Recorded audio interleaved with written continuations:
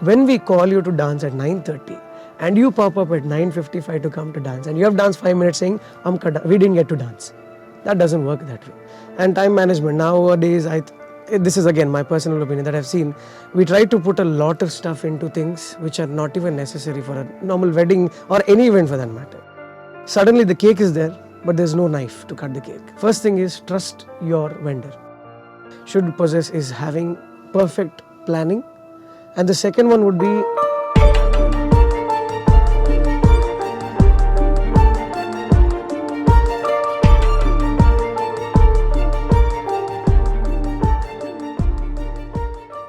Have you noticed something strange? We pay hospital bills without blinking an eye, but have reservations when it comes to paying doctors' consultation fees. We spend lakhs on college admissions, but have a problem when it comes to spending a few thousand on career guidance. We spend crores or lakhs on weddings and other celebrations, but question the Emcee's fee. Our society overvalues products and undervalues service, though it is sometimes the service that saves us from bigger losses. Recently asked my friend why she doesn't host events though she is a good content creator. And the first thing she told me is I cannot remember names. So my question to you is, what are some non-negotiable skills that make a great MC? As per my opinion, of course, it is going to be planning, one, second, adaptability, and third one, it would be energy, non-negotiable. Planning, because every event is based on how you carry it. You are the soul of the event. You are the voice of the event. And of course, not all the clients would know how the event is going to go unless you guide them through it. Planning also involves time management and everything. It involves from scratch what you're going to do, what time are you going to do, how much time you're going to take behind every event, be it corporate, be it a wedding or anything for that matter. And time management, nowadays, this is again my personal opinion that I've seen, we try to put a lot of stuff into things which are not even necessary for a normal wedding or any event for that matter. We try to stuff as many new things possible, and then the time gets consumed over that, and the client at the end doesn't get to enjoy the whole experience at all. It's one day in their life, but the basic skill that everybody should, any MC for that matter, or anyone should possess is having perfect planning. And the second one would be adaptability. Now, if I were to give an instance, I'll take my instance itself. There was a wedding I hosted, and suddenly the cake is there, but there's no knife to cut the cake. And the family is running everywhere possible to get a knife, and it took literally 2 minutes out of my whole schedule. Now what would I do? I cracked a joke, I kept the crowd entertained, still the knife has not arrived. So what I did, I switched the whole part. I said, we're going to do a little bit of twist here. And I did the next part first, then the knife came and we cut the cake. So adaptability, there are a lot of situations which are not under your control. Sometimes regarding the venue, sometimes regarding a lot of issues. So adapting to that perfect situation is what makes a best MC. And third one would be, you are the heart of the event. You are handling the whole event. If you are not in the utmost energy that you need to be for the next 3 to 4 hours, you cannot host an event. You will be as dull as possible. The whole event is going to go that way. So probably setting up, now for example, now if you can hear my voice is a bit cracked up. Because I had an event yesterday. I'm going to have events in the coming days as well. But if I don't take care of my voice, I cannot give the 100% that I'm supposed to give to that event. And it wouldn't do justice to the services that I'm giving. So probably taking care of your health first and being on the top of your energy so that you give your utmost best performance, and that these are three, according to me, are non-negotiable at all. Non-negotiable because planning takes the whole event in a smooth sailing way. Second thing is your energy for sure, and adaptability. That's what makes the best MC, and probably non-negotiable according to me. So recently there was a comment on one of the hosts' Instagram account saying something had happened, and the person is like, you don't have blessings because you earn without sweating. Wow. Okay. So, and the reply was something that fascinated me. So she was like, one big part of our job is handling people like you. Like you. Okay. Right. So people think it's quite easy to do hosting, but just From the client side, my question is, what makes a great client when they take service from any vendor? And this I'm asking from the client's perspective, so that when we book you all, Right. these are things that we can consider to make it nice for everyone. Fair enough, fair enough. First thing I would say is know about the person you're actually hiring. There are people who have just come up and there are people who have experience for the past 20, 25 years, 10 years, whatever that experience is. Probably doing a check before you hire, asking a couple of from you can just get in your friend circle, your family members to know how the person is. Have you ever worked with that person? Getting an opinion from that person is your first priority. Second thing would be, if you have hired someone, out of all the research that you have done, trust the person. A client has to trust the vendor, be it MC, be it a decor guy, be it a DJ or anyone for that matter. Because without trust, and you're going on questioning whether, let me try and see if he breaks down to my pressure that I'm putting. If the client keeps doing it, the vendor automatically says, I think I better put my energy or time into something else that's productive, rather than this person, the client, questioning me. So probably first thing is trust your vendor, first thing. Because if the vendor is telling you certain things, probably he's telling it out of his expertise. He's not just saying because he can throw things in the air. He has done this, he has been through this situation, he's telling you something. So probably a client can trust the vendor first, and then both of them can work hand in hand. As a client and as a vendor, probably the client has a lot to offer, and the vendor will also have certain ideas of his own. So for sure, if the client understands and says, this is what I want, in a very easier way, you can have an open conversation, because it's your day and the vendor would love to do anything for you for that matter, would go any boundaries for that matter. So the vendor probably should trust and probably give out his ideas and work hand in hand. You cannot be just like, okay, now I have done my job, let him do whatever he wants. Okay, I have told him, if he doesn't do, then we'll see what to do. It shouldn't be like that. There should be an open conversation. You should be transparent is what I would say. And trust the whole process. That's all I want to say. Like, trust the vendor, trust the process, and tell openly what you want exactly, so that the vendor actually provides it. So the client is at a peace. If you're a client and you're hiring me for your MC services, and I have given you whatever you want, and you are telling me what exactly you wanted, and then you will be at peace. I can trust this person because he has done this for a while. Let me leave it to him. If there is something else, I will definitely reach out to him. So probably a transparent conversation and trust is all that you need. So trust and positive outcome are closely related. Sure. Yes. Okay. So art has passion, but professionals have timing. Very much. So we see the people who've booked vendors asking them to serve beyond their time. And one of the things, since you're in a band, is after the hall timing is done, people pressurize, would not be the right word, but people request. Yes. To perform more. Right. So what draws the line? What's the solution for the confusion between the venue timing, the band's thought of set or timing, and last minute requests for extensions by the people booking y'all? Right. One major problem that we have faced is not with the client, because if the client requests, we would love to play it for them. But there has been so much confusion with the hall managers or anyone who's involved with the venue, has a lot of issues, because they come and give us 3 different timings. I will tell you a very recent instance where the manager said the time has to end at 10 o'clock. Now, considering that you have given us a time, we will prepare our set accordingly. Starting from the beginning, what dance set to put, which songs to put, where. Now we have planned. Suddenly the 10 o'clock strikes and you are saying you have to extend for half an hour more. And we have exhausted all our set list there. And now we do not know what to do at this point of time. Yes, we have a backup list, not that we don't. We have a backup list. But if you had told us, we would have planned it nicely. You said 10:15. When 10:15 strikes, you said 10:30. Because the client is requesting you are requesting us. Sometimes requesting and demanding and ordering has a big line to draw in between. Requesting, when you request, definitely no one would say no.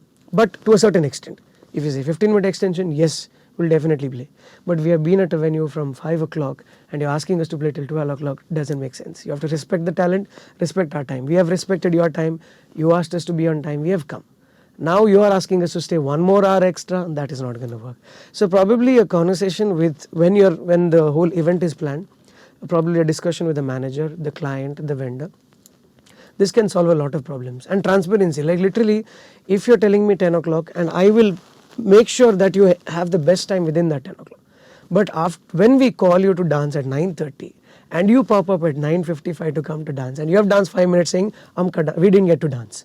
That doesn't work that way. You have to respect us because we have come. We have been in this business and we know how to entertain you all. But the amount of the quality that we give, if you are not getting so much time to enjoy, that is on you. You have to understand that, when an MC or a band calls you, even if it's a corporate event or something for that matter, we are giving you music, come dance your hearts out. You don't have to wait for someone to come. Once he comes, then I'll come and dance. That doesn't work that way. You cannot come at last 5 minutes. Probably a proper planning from the beginning. How much duration is the event? What is your last cut-off time? Until then, everybody, including the DJs for that matter, an MC for that matter, or a band for that matter, will plan it accordingly, for sure. So, an open conversation about what the timings are, that confusion can be avoided to a very because eventually, if we disagree with the client, it leads to a fight, and it has happened a couple of times. It shouldn't happen, but it happens because it's then the fit of rage. They want to dance, but I'm saying no to them, and they can't take it. Then it becomes a bad relationship at the end. And the news, and you know how it travels around places. So if we can avoid all of this, probably a proper conversation, proper planning is all that matters. So that's what I want to say. So probably a little bit of discipline and awareness in between all the excitement. Yes, excitement at its place, discipline at its place. Because if you were in my place and if I was on the opposite side, you would be doing the same thing for that matter. You have given a time. I wouldn't ask you, even if I ask you as a friend, I would ask you for 15 minutes, but not 1 hour or 2 hours for that matter. So discipline, yes, as you said. So probably we as common people, we don't think of these things. Not at all. But later it does turn out. Yes. So the question is, what are the main things that you've been serving parties in two capacities, one as a host and the other as a band leader and singer, the frontman. Yes. So what are the common mistakes people make while planning their event? Because I think now is the time people plan for the year-end events and book vendors too. Vendors, yes. So what are the things they need to consider while planning for their event, even though they might give it to an event manager? Yes. Still. One of the things that I usually face, when the client comes or approaches us and they ask pricing and what do you offer, what kind of music do you play, or what kind of do you do in mix of English or Konkani, do you only do Konkani or other languages, that happens to be their first requirement. So that's the basic question that they ask us. Probably that should be what type of a crowd do you have? Do you have a mixed crowd who's coming from different places? Is there a language barrier between them? Are they okay with just doing one language, or they want a mix of both? Probably that. And does the vendor or MC for that matter, I will talk in simple perspectives of an MC. If the MC has the capability of handling both the events, like both languages for that matter, can you do English and Konkani both, or just English if need be? Because certain times they say they need a mix of both, but then you happen to see the crowd only responds to English. So probably, are you ready to take that kind of a challenge? Yes, they have to check that first. Second thing, how well versed the vendor is in the event business. Has he been around for a longer time? If not, yes, if it is your friend's wedding, definitely giving a chance to a newbie, because I've been a newbie and I grew from there to here now. So probably giving that chance to a newbie, I understand. But if you want everything to go as planned and to very smoothly, probably experience also matters. So you'll have to check how long this particular person has been in this field and what he has to offer for the client as well. And choose the best amongst you have, and probably prior planning is needed. Everybody books 1 year prior, I've understood, but we are getting bookings for 2 years ahead, which is again preposterous, because we do not know what we're going to do the coming year or tomorrow for that matter. We understand the need, the rush, the demand and supply kind of a situation. I'm sure everybody gets booked, all the good ones get booked and all of that situation. But again, you have to understand that we are under a pressure that we have certain things planned, but we cannot do it because we want to. You're booking us. Yes, I understand. But give a time frame. A 6 months, 7 months, 1 year is still okay. 2 years is not the time to get book right away and say, I want you right now, because you will get booked later on. That's not going to happen. So you have to understand that from a client's perspective, you have to understand a vendor's perspective as well. You are literally pressurizing for you to get that date. I understand the time frame and everything, but also respect that if the person is telling you we are taking only after this certain time, that I think a bit of that should be okay, because there are options, not that there are not, but among the best there are very few.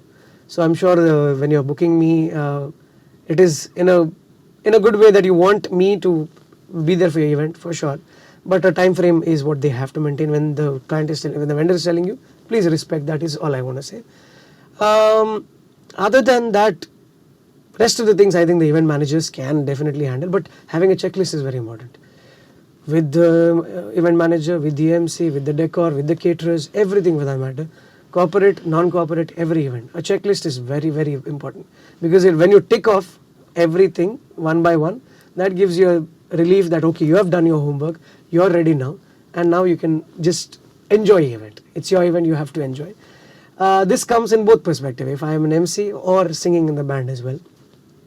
When it's in a band, of course, client requests for songs and everything. They have a set list. Now, always what I tell the client is that leave it to us, because now we give you a set list. You will give us a set of songs. We see the crowd is not going to enjoy these songs, so we'll have to change our list. So always I tell the client, trust us. We see the crowd, we gauge the crowd, and we tell them we'll play. It's our guarantee that you will enjoy the event. So assurance from a vendor, probably a client can take it and go from there. Again in the MC's perspective also, it's the same thing. If certain times they require a lot of new trends coming in. When I'm an MC, what I do is I ask them, if I replace this trend with something else that everybody enjoys, not just selective people. You've seen a lot of trends now that come in place where selective people only enjoy this trend, not everybody enjoys it. And I've seen this because when I'm in the band, I notice all of this, so that when I am an MC, I use this thing that, it shouldn't bore the crowd, it shouldn't be an inconvenience to the crowd basically. So I always talk to the client and I say, if I replace this with something else, are you okay with it? And they are open to it. They love it because I'm giving them something that everybody enjoys and they're okay with it. So with both perspectives, there are these common planning things you will have to take care of right in the beginning, so that when the date is closer, you are not panicking, you're not running around doing things. So this can be a checklist. If I have to put on priority basis, checklist is very important as per me. Okay, so you mentioned about trends. Could you name a couple of them? For sure. There is one trend which everybody does. Again, this is again from my personal opinion. There is this line dance kind of a trend that has come. Many of them might agree with this kind of a trend. There are a lot of them who disagree with this trend, because the minute I have a conversation with a client or a regular person, I gauge it. When I tell line dance, there are selective out of the people. Let's say there are 50 people. I think the 10 people would enjoy a line dance, but others do not want to do it because it's somehow. I understand it. It gives that bit of an energy to the whole event, but it's again selective. Not everybody would enjoy. Instead of that, if you can probably get in a different trend into that trend or anything that you actually do. For example, what I do is when you're doing a line dance, instead of a line dance, I say do baila. Everybody can do your own steps. Why do you have to follow me? And again, sometimes the MCs are they're very well versed with dancing. They're okay to dance, no problem. MCs like me, I am very nervous on stage to dance. I cannot do that. So I also tell that openly to the client. See, I am a little bad at this, not very good at this. So I'm giving you another option. Probably you can think of that. So these trends becomes very selective, according to me. Again, this is my opinion. Probably involve certain trends which actually gets everybody together and everybody enjoys it. That's all. And it's also a good point to bring in your own trends, I think, because many professionals say, if I start this, then suddenly everyone else will copy it, yeah. And then it becomes the usual thing. It could be in any field on the event. And trends again on that matter, trends, if you're doing something and someone else is copying you, you're in the win situation. Why are you worried about it? Someone is trying to do things like you do, probably in a very different way or not the way you expected it to happen. But you started something, you should feel proud about it, that you have started a trend and now someone else is following. trends are that way. It actually works that way. So there's a book that says all great people have copied the ideas from somewhere. Ideas from somewhere or something, for sure. And who If in it turn is- has copied it from somewhere else. Exactly, it comes that way. If it is your original idea, of course, kudos to you. But again, you start something from somewhere else itself. Okay. Next, probably is a little controversial question, but a lot of people Okay. that I know who are in the social media field are a little apprehensive or scared that about the evil eye. They say they fall sick because of it just before something happens, or someone in their family has died once they posted something. So, do you believe in it, and how far do you connect with this? Honestly, no. I don't believe in all of this because by now, if there was an evil eye kind of a concept, I think I wouldn't be sitting here and doing a podcast with you right now. Okay? Straight up, I'll tell you an answer because I have faced this in my own family. Okay? My parents or my elders have this thing that, I come on TV, I come on events and someone sees me, someone appreciates. They think if I fall sick the very next day, it is because someone has an evil eye on me. Nothing to do with my health thing. I caught some bacteria, I got cold because of it, or I drank something cold and I got cold out of it. Nothing to do with that. Everybody thinks it's evil eye. If that was the case, I wouldn't be sitting right here. I would have been gone for again, it's very controversial. If they have this kind of a belief, I respect that belief. But if you're asking me, evil eye is a concept that doesn't exist at all. In that case, there are a lot of them who come on TV, celebrities for that matter. They are still alive and they are okay. They're good to go. They're doing fine. I don't know, evil eye concept, according to me, no. So in psychology, we call it confirmation bias. Confirmation bias, yes. So the next thing again, there's a book written called Rich Dad Poor Dad. Oh yes, Which is to make you rich, basically. So one of the things they repeatedly say, the author says, is pay other people last. That's how you make money, by delaying payments. Wow. Okay. So the longer you keep your money, the richer you are. And the question connected to this is, do people play with payments and how do you handle it? Do people play with payments? The ones who are watching this and who are in this kind of business will definitely agree with me. Not all. Again, let me be very clear. Not all. There are certain clients who do prior payments. The event is not done and you've already paid me off. We appreciate that. And sometimes they wait for the event. They pay an amount of as a token advance, and then they do the payments in a span of 1 week. We understand. We understand that there are a lot of things soon after the wedding or soon after an event. A lot of things take place in the family and outdoors and everything. Sometimes the payment delayed for a week, for 2 weeks is still okay. As you said, delaying payments of course makes you rich because if the money is with them, we trust the client, we know that they'll pay us at one point of time. But delaying payment over a year, 1.5 years, 2 years, not paying at all, not acceptable at all. Has that happened with you? I have, I'm not going to name this person, but I have a vendor. It's been 7 odd years now. To be very precise, 7 odd years, and the client has still not paid me. Okay, and I have a certain number of people whom I've heard from, who have faced the same kind of situation from the same person.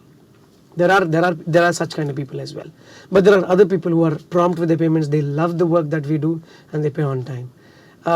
When we have given our everything, it is your duty to also honor that and probably pay on time. We are not asking you pay right away. I have done my event, now pay me right up. No, we are still giving you time. 1 week, 2 weeks is still okay. But we are also in a mode of survival. This is also now for some, they have a job and they do this. For some of them, this is the only thing that they know. Respect that. When you take a Netflix subscription, Netflix doesn't give you content until and unless you pay. They might give you trailers, a bit of trailers, they don't give you whole content. We, on the other hand, we give you the whole thing, the whole package. The decor is done, the MC is done, the DJ is done, the band is done. Everybody has done with a single cost to make your event a merrier occasion, a fun occasion. But you at the end show your true colors by saying, I will do my payment today, tomorrow, 3 weeks. All your troubles aside, 2 weeks, 3 weeks is still okay.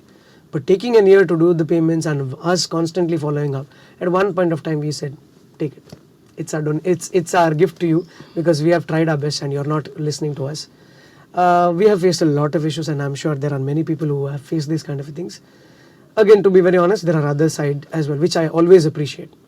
You do give a service and you pay them on time, nothing more like it. But yeah, we have faced these kind of situations. So I've seen you hosting events in cities like Bangalore, and also You singing for the same event with the band. Now this is quite special. Could you tell us more about how this is useful or helpful for the party involved?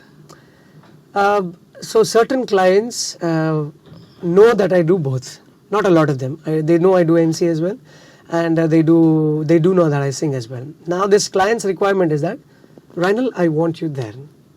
Irrespective, you can be an MC or you can do the band. What I offer is that I'm an MC, I can sing. I can help you with making your event even better by having my own band, because coordination becomes easy. Now my band knows our list, what kind of songs we play, and I just have to sit there as I am doing my MC. I am leading the event, and I just have to look at my band. Now let's say it is a different band. I have to go and coordinate, which is still okay. I'm not saying no.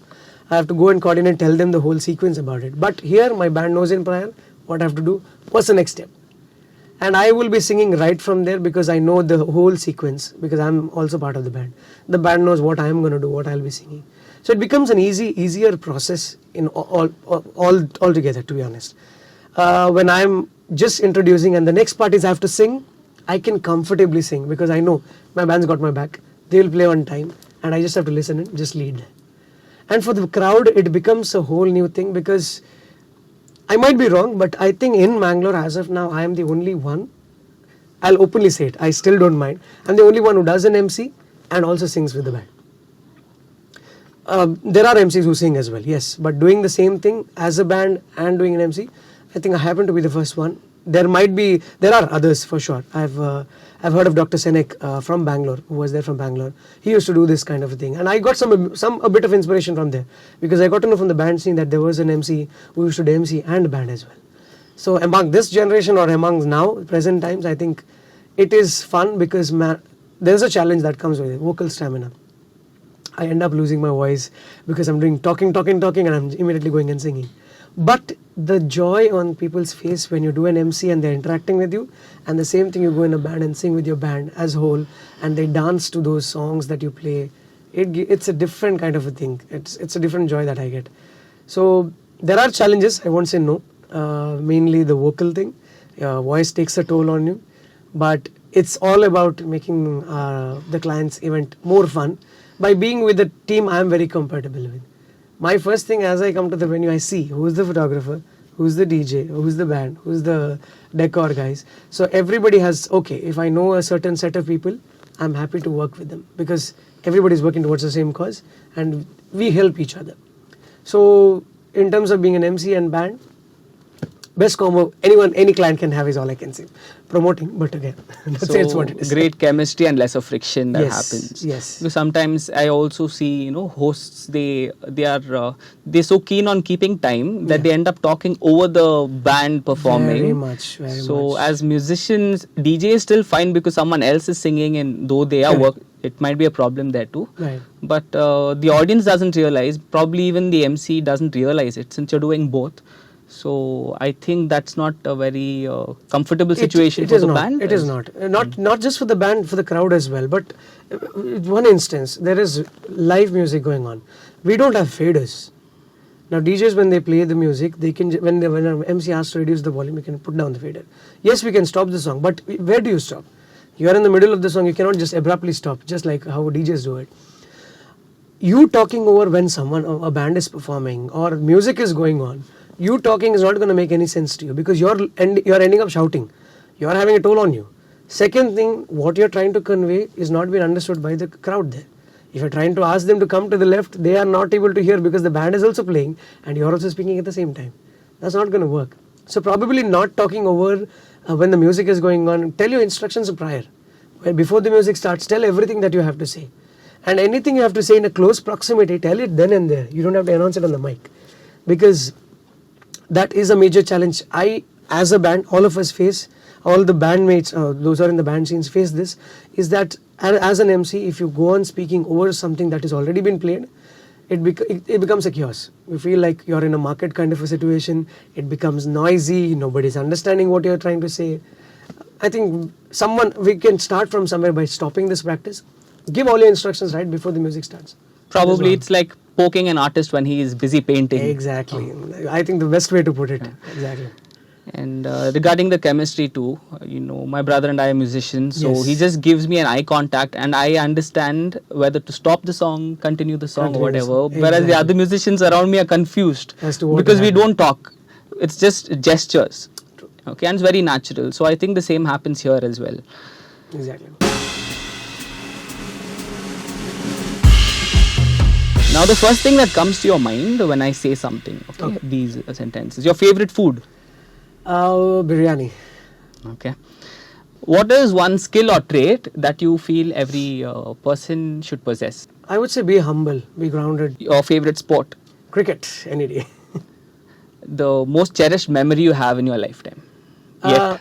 Every moment I spend with my very close circle. I have 3-4 different circles, selected people, but every moment I spend with them is a cherished memory with them. Okay, so that's all on Random Faxx with Sanjeeth Rodrigues in this episode. Thank you for being with us. Thank you so much for having me.